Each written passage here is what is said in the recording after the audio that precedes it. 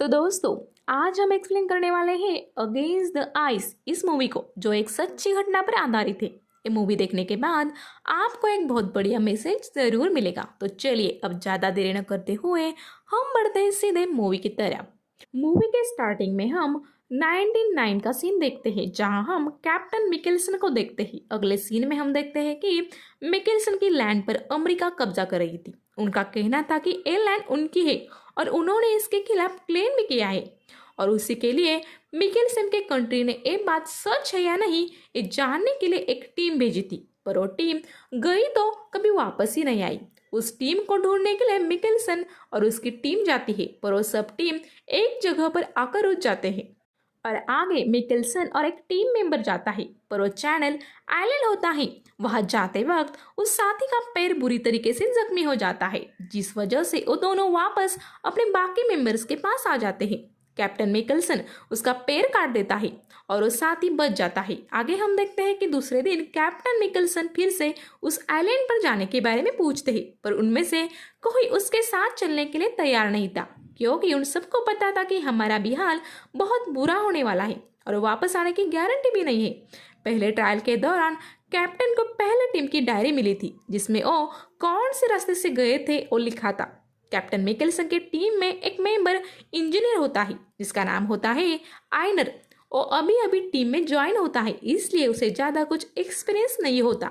फिर भी वो कैप्टन के साथ चलने के लिए राजी होता है। और दूसरे दिन सुबह होते ही वो दोनों पहले टीम को ढूंढने के लिए निकलते हैं। अपने साथ अपना जरूरी सामान लेते हैं और बहुत सारे डॉग्स भी लेते हैं। 2 स्लेज भी लेते हैं, जिस पर डॉग का खाना और उनका सामान रख देते हैं। डॉग उनके स्लेज खींचने में हेल्प करते हैं और इन दोनों को भी चलने में आसानी होती है। कुछ टाइम चलने के बाद रात हो जाती है, तब वो एक जगह रुककर टेंट लगाते हैं और अपनी रात वहीं गुजारते हैं। वह रात में बातें करते वक्त कैप्टन आइनर से बोलता है कि डॉग से ज़्यादा दिल मत लगाना, क्योंकि आगे हमें इन्हीं डॉग्स को मारना भी पड़ सकता है। फिर सुबह होने के बाद ये दोनों सामान पैक करके आगे के सफर के लिए निकलते हैं। ये लोग दिन भर चलते थे और रात को टेंट लगाकर सोते थे।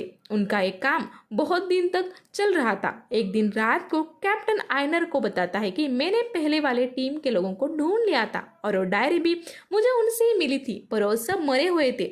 मैंने जानबूझ के तुम सबको नहीं बताया, क्योंकि मुझे पता था कि तुम सब एक बात सुनकर डर जाओगे, जिस वजह से मेरे साथ कोई नहीं आएगा। आगे हम देखते हैं कि सुबह हो गई है और ये दोनों फिर से आगे की सफर के लिए निकल चुके हैं। तभी कंट्रोल न होने पर आइनर की स्लेज खाई में गिरने लगती है और उस स्लेज में बंधा एक डॉग भी खाई में गिर जाता है। आइनर उसे बचाने की कोशिश करता है, पर रस्सी टूट जाती है और डॉग खाई में गिरकर मर जाता है। आइनर और कैप्टन मुश्किल से उस स्लेज को खींचते हैं और ऊपर लाते हैं और उसके बाद वो आगे के सफर के लिए निकल जाते हैं। इस सफर करते हुए उनको 48 दिन हो जाते हैं। इन दिनों में उनको बहुत सारी मुश्किलों का सामना करना पड़ा था, पर अभी तक उनको कोई भी सुराग हाथ नहीं लगा था। अगले सीन में हम देखते हैं कि ये दोनों एक जगह पर रुके हैं। वहाँ आइनर कुछ लड़कियों की तस्वीरें देखता है, तो उनमें एक लड़की कैप्टन को बहुत ज़्यादा पसंद आती है और कैप्टन रात को सोते वक्त उसे इमेजिन करता है। फिर सुबह हो जाती है और वो दोनों आगे की सफर के लिए निकलते हैं। उनकी स्लेज खाई में गिर गई थी, तब बहुत सारा डॉग फूड उसके साथ गिर गया था। उसकी वजह से डॉग्स को खाने के लिए फूड नहीं होता, इसलिए आइनर उसमें से एक डॉग को मारकर उसका मीट बाकी डॉग को खाने के लिए देता है, जिससे वो बच जाए। उनका सफर अब रंग लाने लगा था, क्योंकि 84 दिन के बाद उन्हें पहली टीम ने रखे कुछ सुराग मिल गए थे। उसमें लिखा था कि ये लैंड उनकी ही कंट्री की है, और ये देखकर ये दोनों बहुत ज़्यादा खुश हो जाते हैं।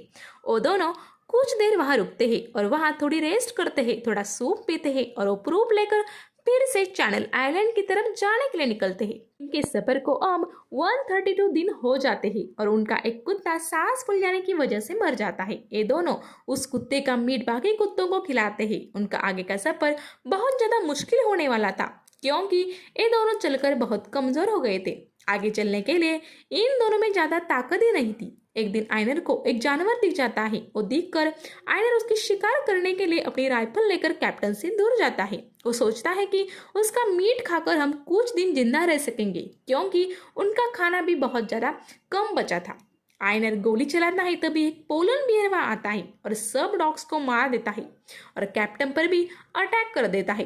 तभी आयनर वहां भाग कर आ जाता है और बार बार पोलन बियर पर गोली चलाता है, जिसकी वजह से वो मर जाता है और पानी में गिर जाता है। पर उसके साथ कैप्टन भी पानी में जाने लगता है।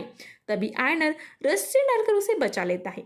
पानी ठंडा होने की वजह से कैप्टन की हालत खराब हो जाती है। आयनर उसे टेंट में ले जाता है और उसे चादर में लपेट लेता है। तब अगली सुबह जब कैप्टन उठता है तब उसकी जान में जान आ गई थी। तब बाहर आकर वो देखता है कि उनके सारे डॉग्स मर गए हैं। जो एक बचा था वो भी सुबह मर गया है। आयनर स्लेज जलाकर कपड़ों को सुखाता है, क्योंकि उसका कहना था कि डॉग्स ही नहीं रहे तो स्लेज का क्या काम।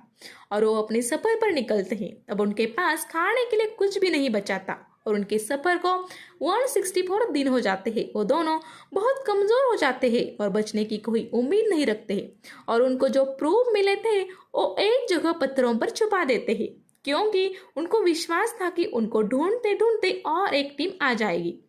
और वो बिना रुके आगे चलते रहते हैं और फाइनली उसी जगह पर पहुंच जाते हैं जहां से वो सफर के लिए निकले थे। पर ये देखकर उनको बहुत ज्यादा बुरा लगता है, क्योंकि बाकी के साथी शीप लेकर वहां से चले गए हैं। उनका इंतजार भी नहीं किया।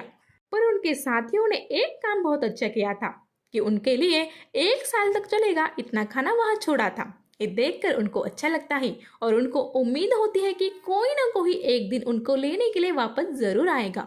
अगले सीन में हम देखते हैं कि जो कैप्टन की टीम थी उन लोगों को सीनियर ऑफिसर्स के सवालों के जवाब देने पड़ते हैं और वो ऑफिसर्स को उन दोनों को वहां क्यों छोड़ा इसका कुछ भी रीजन बताते हैं और इस मामले को मिटाते हैं।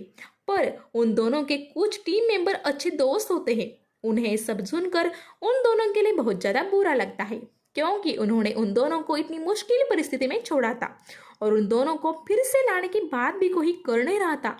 इधर हम देखते हैं कि कैप्टन और आयनर ने 242 दिन इस आइलैंड पर कड़ी मुश्किलों से बिताए थे और आगे भी बिता रहे थे और उनको कोई लेने के लिए आएगा इसकी उम्मीद नहीं थी। वो अब सिर्फ अपने दिन काट रहे थे। उन्होंने जीने की आशा छोड़ दी थी। अगले सीन में हम देखते हैं कि कैप्टन सो रहा है और सोते वक्त उसे एक सपना आता है। उसमें एक पोलन बियर उनके छुपाए हुए प्रूफ मिटा रहा होता है और ये देखकर कैप्टन को उन सबूतों की बहुत ज्यादा फिक्र होने लगती है। दूसरे दिन उठकर कैप्टन आयनर से बोलता है कि हमें उन सबूतों को यहाँ लाना पड़ेगा और वो उसे अपने सपने के बारे में भी बताता है। तब वो फिर से सफर के लिए निकलते हैं और जाते वक्त कुछ नोट वहां छोड़ जाते हैं, जिससे उन्हें कोई लेने आएगा तो उनको पता चले कि हम इधर आए थे और कुछ दिनों में सबूत लेकर वापस आएंगे। वो दोनों कुछ दिनों का सफर करके उस सबूतों के पास पहुंच जाते हैं और उन्हें और सबूत सही सलामत मिल जाते हैं।